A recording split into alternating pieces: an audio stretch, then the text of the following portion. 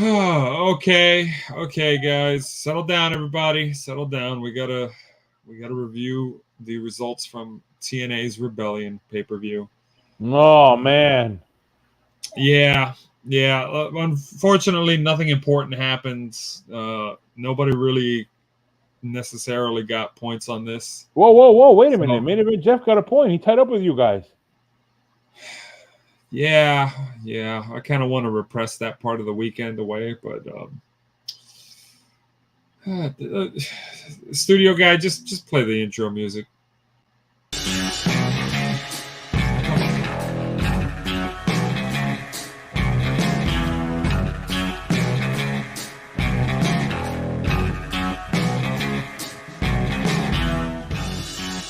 Welcome to TFSPOD, like on a 24/7 podcast. This is 24/7 Lou, and that's Ricard, not really feeling so hot right now, considering that my lead is evaporating. yeah, people here suffering over here, and that's on a special assignment. Oh, that's right. He went to go find the Yeti in Death Valley. All righty, good luck with that one. All right, folks, welcome to TFSPOD, always on 24. This is a 24/7 podcast. We're a wrestling podcast. This is a wrestling podcast home of super fans slapping each other with facts, opinions, and wait for it, predictions. Also, the home of the one, the only, Gold. Goldie! Yeah. Yep. That's what we have going on here. And on this episode, we will be doing a recap of TNA Rebellion 2024. 2024, which is different because we have different people now running the shows over there at the TNA. Bring a little bit of nostalgia to ECW, I'm being told. Yeah, that was what I heard. It's pretty exciting. I gotta say, this was the first pay-per-view they've done that did not take place on a Friday. Yeah, man. Really rebelling against the tradition. Oh gosh. Yeah, man. So in this episode, we're going to do a recap of TNA Rebellion. But before we get to all that, since the one-man band is not here, I'm going to have to go say it. Ricard, get the scoreboard. Alrighty, folks. Look, I'm going to try to liven things up because even though I am not happy with how this is turning out, I do realize that this is a late recording. So let's wake some people up here because the scoreboard is brought to you by milk. That's right. Do you got milk? Get yourself a warm glass or a cold glass. It'll help you fall asleep. Not right now, though, because you got to listen to this scoreboard and listen to these results. Body temperature warm. Body temperature warm? What does that even mean, Lou? Just look, all I can say is milk. It's fresh. It's good for you. It does your body good. Do you got milk? Get some. That said, we got a tie for first place. It's just a three-way tie. It is myself. Yeah. The one-man band, and having recently gained the point at Impact TNA Rebellion. Sorry, it's not Impact anymore. Main event, Jeff! Yes! Main event, Jeff. Why is the... No, I put the music for him. I put the music for him entering. I guess we might as well use it now before we eventually replace it next week. Spoiler alerts, folks. You might be getting a new theme song. If that doesn't get you intrigued, then I understand because it's very late at night. That said, or early, wherever you're listening to this. Yeah, true. Wherever you're listening to this, mate, in Australia, get yourself make sure the dingo is not in your house. All right. Behind us at 4 points. It's 24/7 Lou. Yeah. Followed by Osama bin Diesel. Wow, good showing out there with 3 points first year with us, completely doing this stuff. And I know for a fact that he is not done yet, but more on that later. And behind him, we've got at one point the randomizer. Yep. And everyone else is at 0, including viewers like you, folks. We want to hear from you. Let us know, Torinator, where you at? Where you at, bro? I thought this was easy. Huh? That's right. Nowhere to be found. That's it. That's the scoreboard. Lou, it's back to you. Come on, let's do this. All right, back to our recap of TNA Rebellion. We're going to go with our first match, which was a countdown to Rebellion, was the pre-show, what other shows would call it. It was ABC with Leon Slater, you know who that is, versus the Rascals and Myron Reed. In this one, only one person got a point in this one. It was the one-man band. And Leon Slater got the win. Yep. After that, one-man band got the early lead on the pre-show. He went against Trey Miguel and he won. Yeah, it was that was very surprising. Especially because the Rascals won championships recently, didn't they? The Rascals? I don't think they're the champions, but all right, never mind. The champions of the system. Right. That's right. The Rascals lost. Yeah. Because TNA, you got for so many folks don't even watch TNA, but TNA is doing this faction thing now where the system, which is Moose is as the world champ, and Eddie Edwards and Brian Myers, I know, right? Name from the last one to pass that name, is the tag team champion in that one. So they're like kind of like, for you WWE fans, they have all the titles to the Bloodline. Or the Judgment Day. Or Judgment Day, holding before WrestleMania 40. Yeah. That said, I do want to say. Hold on. Well, I have to explain everything slowly for those WWE fans who only watch WWE and are interested, intrigued by what's going on at TNA, which you should be checking out also. It's a great time to be a wrestling fan or being single. What? No.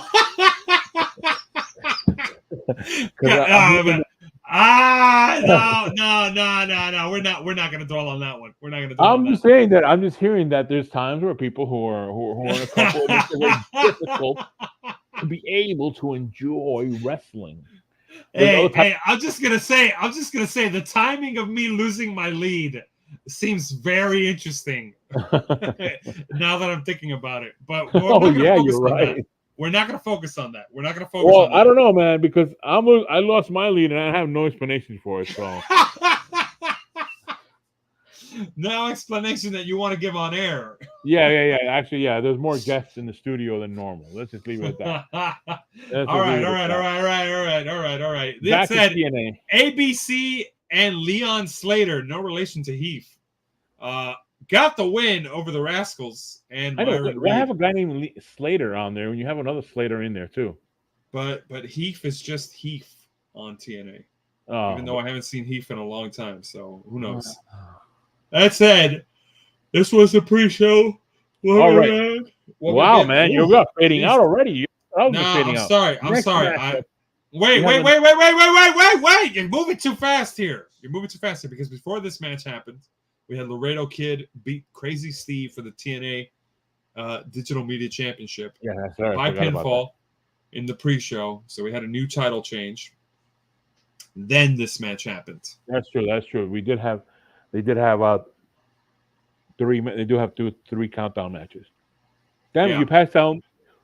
Hold on. Let me see this. But let me see something over here. Oh my gosh! Spitfire went up against Decay for the Knockouts World Tag Team Champions. Lou is trying to figure out what his notes say, why he missed the match. But Spitfire, Danny Luna, and Jody Threat. By the way, Danny Luna, wonderful. This was a match. Got a point. Oh, not everyone got a point here. Two people didn't get a point. And this one, it was the one-man band who went along with Decay, and the randomizer did not get a point in this one. But it put all us at 4 except the randomizer. So that was a good move there for all other of us. Except for the one-man band who lost his lead. He could have maintained it. But, right? Easy come, easy go. Easy come, easy go. We'll move on. Let's not be too harsh on him. All right, and then we had the first match of the show itself was Mustafa Ali defending his X Division Championship against Jake something. He came out with a victory on this one. I don't know if you have the stats or information on how he came out with that victory. He got the win via pinfall after an 11-minute and 30-second match. That's all I can really tell you. All right. Solid opener. Mustafa Ali does good work. So let's not knock it. All right, and all of us with a heartbeat got a point on this one, except the randomizer. That's right. All right, next. This was a good one. This is a good one in the sense of our predictions battle. Somebody said, I'm not going with you guys. I don't believe you. You guys are lying. While others of us went with Joe Henry. We believed in Joe Henry to come out with a victory. But Joe Henry did not come out with a victory. Rich Swann did. And who said Rich Swann would win? That's right. That's right. And I was screwed. I cannot stand that I was in the I'm not gonna get worked up. It's the first segment. You and the randomizer got the 1 point on that one, which was turning the tables on this one. It was like giving you a lead already. But here we go. We're getting interesting for the night for us. Then we had Eric Young. There's another match in there, by the way. I don't know if you have it on the list there. No, there isn't. Not yet. That match came after this match. All right. Okay. Eric Young versus Frankie Kazarian, and I broke the rule, and I went against the rule, which don't go against Frankie Kazarian. I think I went against the rule too, and this screwed me over. And you know who followed the rule? Well, main event, Jeff. Eric, not so young. Yep. Now, I do want to point out that I was told this match was surprisingly very good. It felt very old school ECW-ish. My understanding is this show was booked by Tommy Dreamer. That's what I've been told. Okay. So that's why it had the ECW feel to it. But if you get a chance, watch this match. That is literally what I was told by somebody else. You need to watch this match. And yes, I am basically saying I didn't see this match. Mostly because I didn't want to see Old Man Kazarian go up against Eric Not So Young. I'm sorry, they're old. Okay, I'm just saying it. Hate me in the comment section all you want. I'm just saying it. All right. We'll move on. At least the hate messages I get are I can't pronounce names, so let's see what happens. Let's see what happens. I'm just saying. Look, Frankie Kazarian once again stuck it to me. Every time. It's so annoying. But we'll move on. Here's another match that came up that didn't get predictions put on it. Mike Santana going up against Steve Macklin. Mike Santana got the win via pinfall. So, yeah. Pretty straightforward match. We did predictions on about, I want to say, 9 matches. There ended up being 11 total. So, typical move by TNA. All right, the next matchup we had, which was a championship, the TNA World Tag Team Championship, Eddie Edwards and Brian Myers, the System, versus Speedball Mountain. It's Mike Bailey and Trent Seven. Sorry, but System got the win. The faction staying in tune on this one. So, so there we have the System winning this one, and our scoreboard getting very competitive by this point. It's 4 points for you and main event Jeff. I had so many chances. So many chances. What a roller coaster! Next matchup we had Josh Alexander versus Hammerstone. This was the 4th match. It was called the Last Man Standing match, which I wish I would have seen this one, but I didn't. I missed it. I didn't watch clips of it. I did enjoy it. Longest match of the night. I will say that 19 minutes 50 seconds, almost 20 minutes. Well, I want to see a Last Man Standing match that lasts 1 minute. Will we So ever get that? So a squash match? 30 seconds. Man, that's brutal. I don't think a person's career could recover from that. But Josh Alexander got the win, and this was what basically put me behind the 8 ball at this point. Yeah. At this point, Jeff was guaranteed a win. Wait a minute, I don't understand this. How did he get a 5? What did he? Oh, hold on. No, He picked Josh Alexander. He picked Josh Alexander. So did everybody else except for me. And I think. That's why you went with Hammerstone. That's. Oh yeah. No, at this point you were out. You and Woman Band were out of contention. No, I know. But I was wondering about between you and main event Jeff. What happened? I thought you had picked Josh Alexander also. No, you went against us. I went Hammerstone. I went too bold. Yeah. Sometimes you don't know when to use it. Yeah. Don't want to hold them. No hold them. Yep. At this point, this is what was going on. It was just main event Jeff's game to win, and whether or not any of us could tie, specifically me. Yep. No, we had Jordan Grace, the champion in the Knockouts World Championship match. Jordan Grace versus Steph Delander, with Matt Cardona at ringside. Yep. And as we all predicted, Jordan Grace comes out with the victory on this one. By this time, main event Jeff is right there, 1 point away, 1 point ahead of everyone else. And this one would have at least tied you up on this one. We had gosh, I was so pissed. I was so pissed at this. Nick Nemeth should have won. TNA picked the worst time to decide they don't want to give it to him. He has a faction with him, Moose, that helps him out. So it helps him out, and especially Alicia Edwards. Is it Alicia Edwards? She's ringside. She's helped him out too, because when they did the show after Rebellion on TNA, he had a match against Eddie Edwards, and who's back had him? Who was covering him? Alicia Edwards is out there, but also Nick Nemeth's brother. What's his name? Ryan Nemeth. Is it Ryan Nemeth, or he goes by another name? But anyway, it's his brother. He was out in the crowd, getting the crowd hyped up and everything for this matchup. But no, for those of you at home, TNA finally did the thing that I think I wanted, which is do not give a championship to a WWE guy who just walks in the door. Bro, Nick Nemeth should have gotten it. I don't know why they decided to go this route, because now they had. It's a chase, man. No. We have to talk about what happened after the match. After the match, Moose was at ringside in the ring celebrating. The system was on the ramp, and then the lights went out, and you heard the very creepy yes. And then they came back, and the lights came back on. Who's in the ring? Broken Matt Hardy, which was a big gimmick in TNA.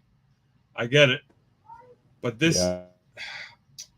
You really gonna tell me Matt Hardy can wrestle a better match than Nick Nemeth? Nonsense. Yeah, that's nonsense. You have an old nonsense. He better have a faction. I don't want to see Matt Hardy matches in that same way anymore. It's a great personality. It's a great gimmick. I don't want to see it. Okay, it was Nick Nemeth's time. Okay. Bringing back 90s guys versus investing in guys from the 2000s. That's TNA's future. Ex-WWE guys from the 2000s. Okay?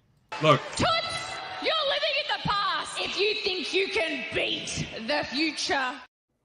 And the future is Nick Nemeth, not Moose.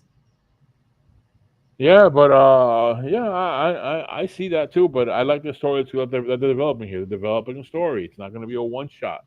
We're going to have him, Nick Nemeth, fighting against. He already had against Eddie Edwards. He'll probably fight against Brian Myers, and who else do they bring along to try to take down that faction? But we'll see what happens. So yeah, by this time we knew this was going to happen. Main event, Jeff comes out with the crown. He is victorious. I'm just glad he did not get a point. Thank goodness. I didn't want to get it a perfect. A perfect? No, thank you. And that put again another view of the scoreboard where everyone's involved in this one. All three of you were tied in this one. Yep. And Following this, the lead was tied, and it only lasted for a day. And that was on Saturday because we have AW Dynasty that occurred on Sunday, which will come back on another segment, another video you can watch here with us on TFSPOD. Another repressed memory coming up. Stay tuned. So tell me, how did it feel at this point for those 24 hours, knowing that? This is basically what was going through my mind. Party's over, Grandpa.